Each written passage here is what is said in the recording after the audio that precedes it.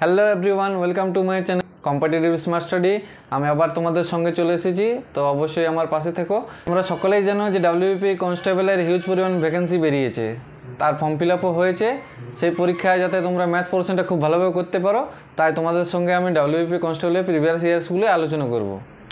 তাহলে চলো প্রথম অঙ্কটা দেখে নেওয়া যাক। কি বলেছে, কোনো সংখ্যার 35% যদি 91 হয় তবে সংখ্যাটি কত? এই প্রশ্নটি ডাব্লিউবিপি কনস্টেবল প্রিলি 2019-এ। ঠিক আছে, তাহলে দেখে নেওয়া যাক কি বলেছে এখানে। সংখ্যাটির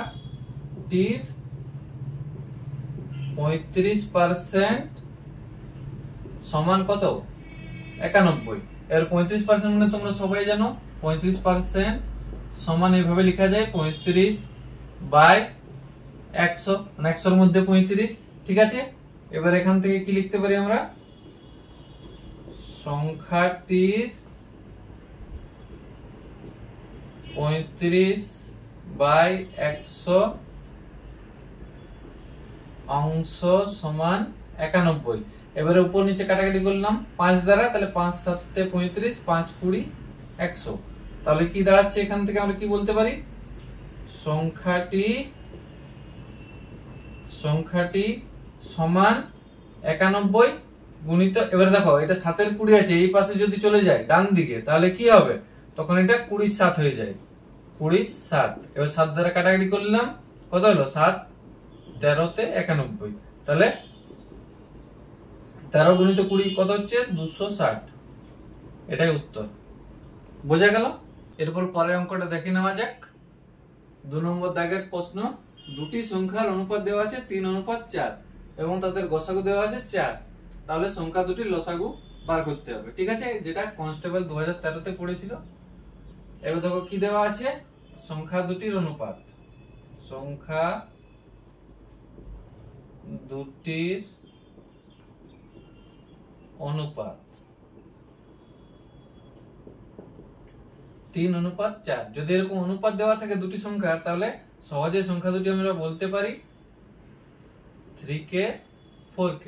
এটা ধরে নিলাম 3k 4k। ঠিক আছে, এরপর এদের গসাগু কত হবে দেখে নেওয়া যাক। 3k 4k, তাহলে যেটা কমন যায় সেটা লিখলাম k 3 4, তাহলে গসাগু কত হলো? যেটা কমন থাকে সেটাই গসাগু সমান k।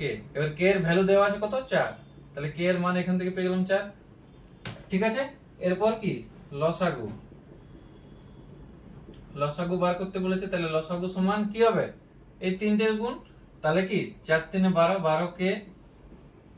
এবারে k এর মান আমরা এখান থেকে পেয়ে গেছি, তাহলে 12 গুণিত 4 সমান কত হচ্ছে? 4 12 48। এটাই উত্তর। এবার যদি সংখ্যা দুটি কত কত বলতো, তাহলে সেটা আমরা সহজে নির্ণয় করতে পারতাম। এখানে k সমান 4 পেয়েছি, তাহলে একটা সংখ্যা কত হবে? 4 গুণিত 3 মানে 4 3 12, আর 4 গুণিত 4 মানে 4 4 16। দুটো সংখ্যা আমরা সহজে পেয়ে যেতাম। এরপর 3 নম্বর দাগের প্রশ্নটা দেখে নেওয়া যাক। কি বলেছে, একটি পরীক্ষায় 9 জন ছাত্রের প্রাপ্ত গড় নম্বর 86, যদি তাদের মধ্যে 4 জন ছাত্রের প্রাপ্ত গড় নম্বর 81 হয়, তবে বাকি 5 জন ছাত্রের প্রাপ্ত গড় নম্বর কত? এই প্রশ্নটি কনস্টেবল 2015 প্রিলিমসের প্রশ্ন। তো এটা দেখে নাও কি বলেছে। 9 জন ছাত্রের প্রাপ্ত গড় নম্বর 86। 9 জন ছাত্রের প্রাপ্ত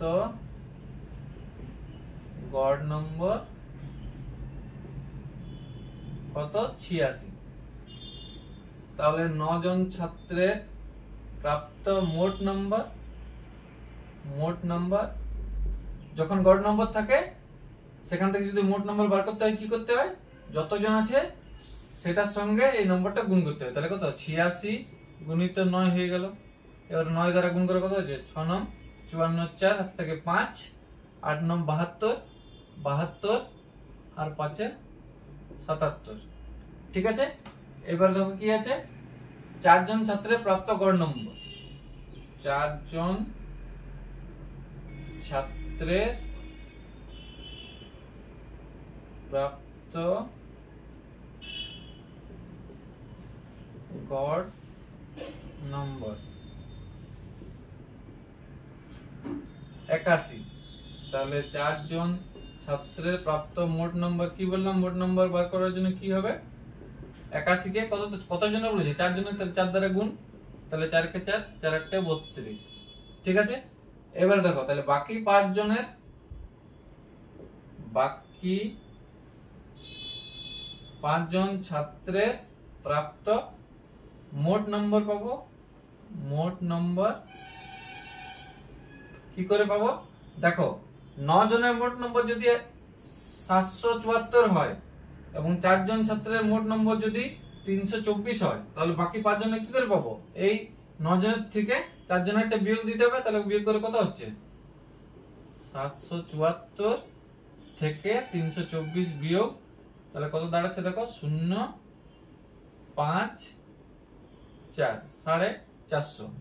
ঠিক আছে, এবারে তাহলে বাকি 5 জন ছাত্রের প্রাপ্ত গড় নম্বর কি হবে, গড় নম্বর বার করতে গেলে, মোট নম্বর থেকে গড় নম্বর করতে গেলে যতজন আছে তত দ্বারা ভাগ, 5 দ্বারা ভাগ, তাহলে 5 9 45, 90। ঠিক আছে, এভাবে যদি অঙ্কটা করা হয় তাহলে টাইম অনেকটাই লেগে যায়। তাহলে তোমরা পরীক্ষায় কিভাবে টাইমটা সেভ করবে, তাহলে কিভাবে করবে সেটা আমি তোমাদের করে দেখাবো।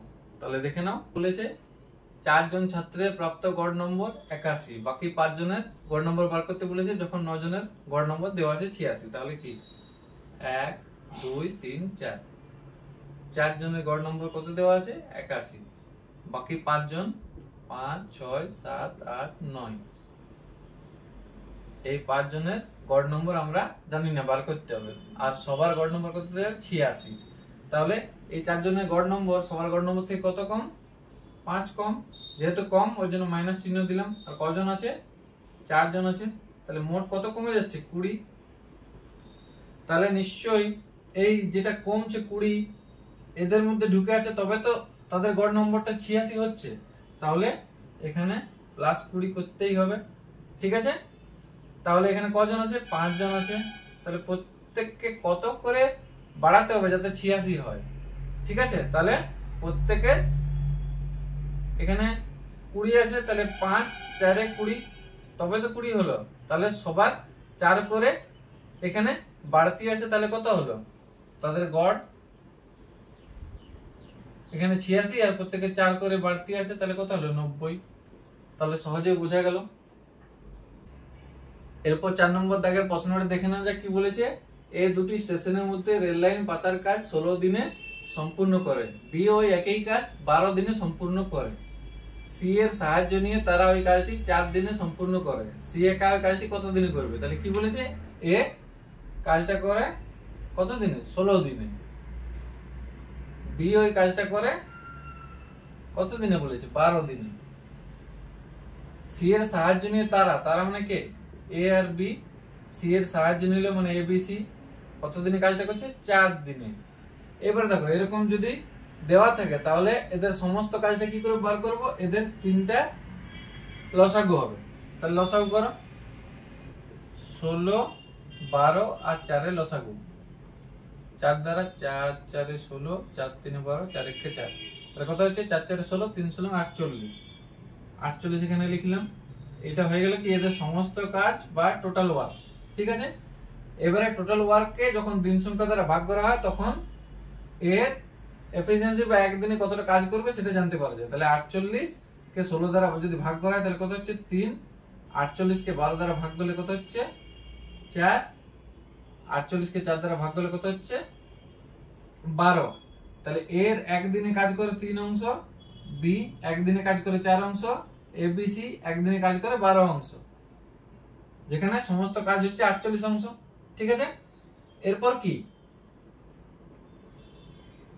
এর এফিসিয়েন্সি একদিনে যে কাজটা করে সেটা এর এফিসিয়েন্সি, বি একদিনে কাজ করে সেটা বি এর এফিসিয়েন্সি, আর এবিসি এর এফিসিয়েন্সি জানি। তাহলে শুধু সি এর এফিসিয়েন্সি কোথা থেকে পাবো, 3 জনের এফিসিয়েন্সি থেকে বাকি 2 জনের এফিসিয়েন্সি বিয়োগ দিয়ে দিলে হচ্ছে, তাহলে 4 3 7, তাহলে সি এর এফিসিয়েন্সি পেয়ে গেলাম, মানে একদিনে যে কাজটা করে সেটা 5 অংশ কাজ করে।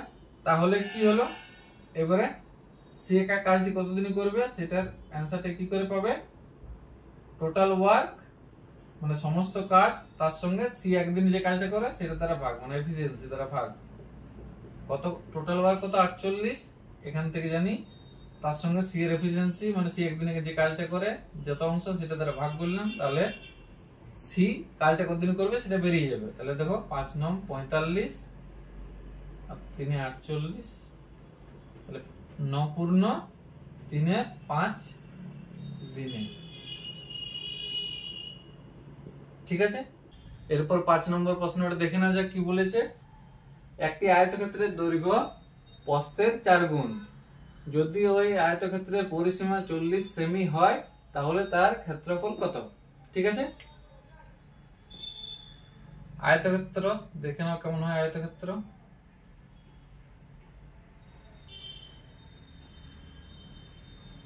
এটা যদি একটি আয়তক্ষেত্র হয় তাহলে এটা হচ্ছে আয়তক্ষেত্রটির দৈর্ঘ্য আর এটা হচ্ছে প্রস্থ। ঠিক আছে, এরপর দেখো কি বলেছে, দৈর্ঘ্য প্রস্থের 4 গুণ। ধরে নিলাম প্রস্থটা হচ্ছে x সেমি, তাহলে দৈর্ঘ্য কত, দৈর্ঘ্য সমান 4 গুণ মানে হচ্ছে 4x সেমি। এবার দেখো আয়তক্ষেত্রের পরিসীমা 40 সেমি দেওয়া আছে। পরিসীমা মানে কি, মানে বেড়া দিলে যেটা হয় তাহলে কি হচ্ছে, মানে দুবার দৈর্ঘ্য পাচ্ছি আর দুবার প্রস্থ পাচ্ছি, তাহলে কি হচ্ছে পরিসীমা